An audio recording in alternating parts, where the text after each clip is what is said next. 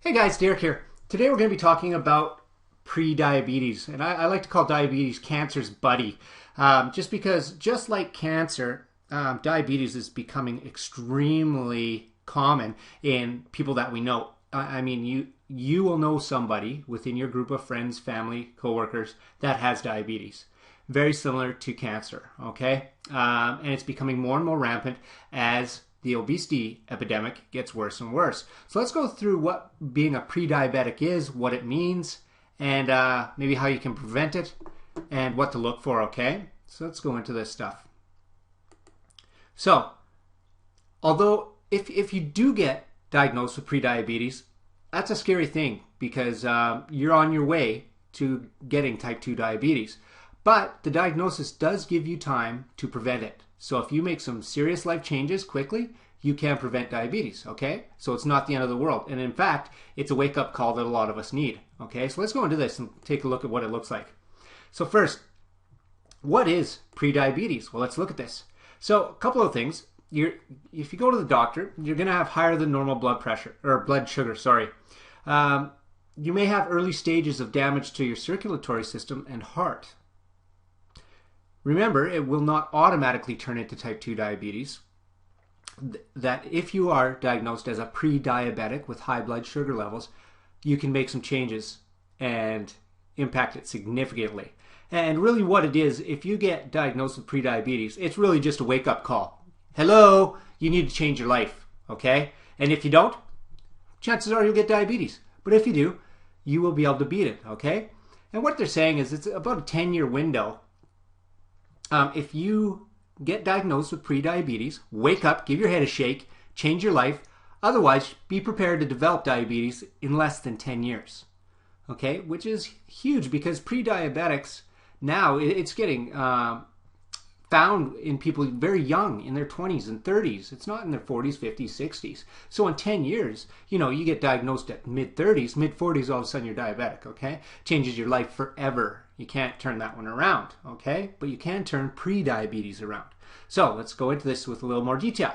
So get tested, okay? So here's some of the key symptoms that indicate that you may be pre-diabetic. So frequent urination, unusual thirst, fatigue, blurred vision, numbness or tingling in the feet or hands, frequent infections, okay? And that's in your skin, bladder, mouth, stuff like that. Or if you're not healing quickly, if you get bruises or cuts and you're just not healing. And it's key to get tested if you're over 45 regardless. So if you're over 45 and overweight, you definitely need to get tested. And if you're under 45 and overweight, it's probably a good idea, okay? You might as well get tested just to see. And the thing with prediabetes or high blood sugar levels is it's really hard to know that you've got it. You may not even know. And some of these symptoms may not be really apparent, and you may just think, for example, myself, I feel like I've got a small bladder. I pee all the time. One of the reasons is I drink a ton of water in the day. The other is apparently I have a hypersensitive bladder, is what my doctor told me, and so I pee a lot. Okay, so if I had some of these other key points, might be concerned, but I'm in tip-top shape. This is what I do for a living, so I'm not concerned. You may not be in that position, so definitely something worth getting checked, okay? Let's go on to the next one. Pre-diabetic fitness plan. So, obviously if you're overweight, it's going to be a problem. It's going to be an indicator. It's a big risk factor for developing prediabetes and diabetes, okay? So here's the kicker. Lose just 7% of your body weight and you can reduce the risk of going from pre-diabetic to type 2 diabetes, unreversible. You can reduce the risk dramatically with a 7% body weight cut. That on a 200-pound person, that's just 14 pounds. It's ridiculous how easy it is to make the change. Okay, so the key here is you need to get onto an exercise program. You need to change your eating habits and your lifestyle. So if you're not training, start slow, get working out, start with walking, and continue from there. If you're getting this video and you're watching this video, you have access to all kinds of content that I've put out there with regards to training and how to get into an active lifestyle. Go through the balancelife.ca blog, go through the Nutrition Renegade blog, and that's nutritionrenegade.com blog. And there's so much content there. My Facebook page, it's ridiculous, okay? So there's absolutely no excuses. If you're watching this video, which is on the YouTube channel, you'll be able to watch any other YouTube video that you want on there. I've got close to 100. There's no reason why you can't make the changes that you need, okay? Pre-diabetic diet. So you need to exercise, okay? You also need to change your eating habits, okay? And this is key. So carbs influence your blood sugar levels, okay? So what does that look like? So simple carbs, like your pasta, white flour, potatoes, white rice, processed food, sugary baked crap, cause you to have a huge blood sugar spike when you eat it, okay? That can cause high sugar levels if it's done on a consistent basis. Your body doesn't know how to get the blood sugar back down. Your body gets beat up from always getting that sugar spike, and I'm really simplifying this so you understand it. Then chances are you become pre-diabetic, especially if you're overweight, okay? Because that's just another indicator.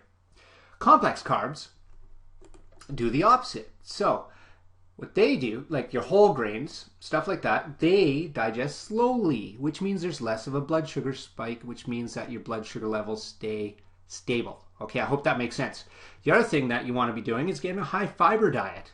Okay, high fiber diet controls blood sugar as well and can obviously aid in weight loss, because higher fiber diets help with the weight loss, because you're likely getting your fiber from lots of great fruits and vegetables.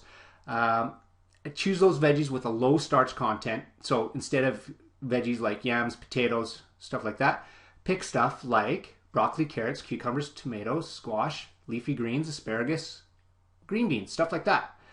Fruits such as oranges, bananas, apples, grapefruit, mangoes, grapes, and strawberries are awesome, even if you're pre-diabetic. I know they have sugar in them, but they're still great for you. Key here is the less ripe, the better. And the reason for that, the sugar levels go up as they get more ripe, okay? Let's talk about dairy for a sec. Dairy is safe for your blood sugar. The only challenge with it is it can be very calorie dense, so you need to limit the amount that you're taking in if you're overweight and you're trying to lose the weight, which is one of the key indicators of possibly being pre-diabetic, okay? So obesity is a huge, huge indicator. So if you're drinking milk, switch to skim. If you're eating yogurt, eat non-fat, okay? And watch your sugar levels on the containers. And again, there's lots of videos on YouTube and my Facebook channel on that particular topic. Let's see here. The other piece, the last piece, protein from lean sources, okay? Get it from lean meats, including, fish, chicken, turkey, pork, tenderloin, lean ground meat, lean ground beef, lean beef, top sirloin beef, eggs, but use the yolk sparingly, because again, there's high fat content in there. I eat probably 4 to 8 egg whites a day, and maybe add in 1 egg yolk. So that kind of gives you an idea. Okay, so the pre-diabetic style diet isn't anything that's out of the ordinary. It's just basically a diet that will help you lose weight and change your lifestyle. So you don't have to go on the internet and look for a pre-diabetic diet specifically, okay? Because really, at the end of the day, what you're looking for is a diet, or I hate the word diet. I like to use the word eating style or eating plan, blueprint, lifestyle change, whatever it is. Diet just has such a negative connotation. You need an eating plan that leads to weight loss and regulates your blood sugar. Okay, and that's an eating plan that takes out all the crap, takes out all the heavily processed foods, starchy foods, and just balances out your diet with fruits, vegetables, good fats, high proteins, complex carbs, and fiber. Okay, this combined, eating a healthy diet like that, combined with a lot of exercise, and you're going to have to start off slow if you haven't started exercising, is going to help you beat pre-diabetes and turn it around so that you're not going into type 2 diabetes, which again is irreversible. Okay, so having said that, the Nutrition Renegade 30-day fat loss blueprint is an exact eating plan system blueprint that will work for prediabetes, because it just takes out all the crap, baby steps, very easy to follow. I use the word, it's stickable. It has stickability because it's so freaking simple to follow. And my clients are losing anywhere between 12 and 25 to 30 pounds a month just by cleaning up their diet by using this. I use this exact blueprint with every single client that walks through my door at my studio at Bounce Life Systems, and it's just baby steps. So click the link below, and there's a link to it. And if you want to grab it, it's like less than 50 bucks. It's so cheap. It's got video, audio, transcripts. It's got everything you would need, PDF, Excel spreadsheets. It's very simple to follow, 4 modules over 30 days. So I hope that answers some questions on prediabetes and how you can battle it, okay? All right, guys, take care and get after it.